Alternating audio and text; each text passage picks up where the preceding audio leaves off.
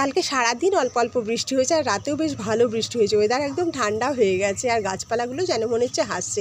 তো সকালের জলটা ভাবলাম গাছপালার মাঝে গিয়ে খাই, তাই করলাম।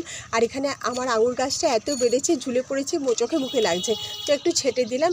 আর দেখো পাশের বাড়ির গাছপালা দেখতে গিয়ে দেখি কি সুন্দর ফলসা হয়েছে আর মালটা হয়েছে। ওদের বাড়িতে খুব ভালো ভালো গাছ আছে। আর এখানে কিছু আগাছা হয়েছিল আমাদের বাড়িতে, ডুমুর গাছ হয়েছে, এগুলোকে ছেটে ফেলে দিলাম। চারদিকে এত ডুমুর গাছ গজিয়ে যাচ্ছে, না ছাঁটলেই হবে না। তারপরে দেখো এখানে আমার যে কাঠচাপা গাছটা কদিন আগে ডাল কেটে দিয়েছিলাম, সেই ডালটা তো বেঁচে গেছে। আর এই ডালটা থেকেও কি সুন্দর পাতা গজিয়েছে। তো এটাকেও আবার আমি কেটে নিলাম। কেটে নিয়ে একটা ছোট্ট টবে মাটি দিয়ে বসিয়ে দিলাম। এই দেখো কেটে নিয়েছি, আর এই যে মাটি দিয়ে একটুখানি ছোটো টবে বসিয়ে রাখলাম। এটা ঠিক বেঁচে যাবে। আর বেঁচে গেলে তখন আমি এটাকে বাড়িতেই কোথাও লাগাবো, কিংবা অফিসে নিয়ে গিয়ে লাগিয়ে দেবো।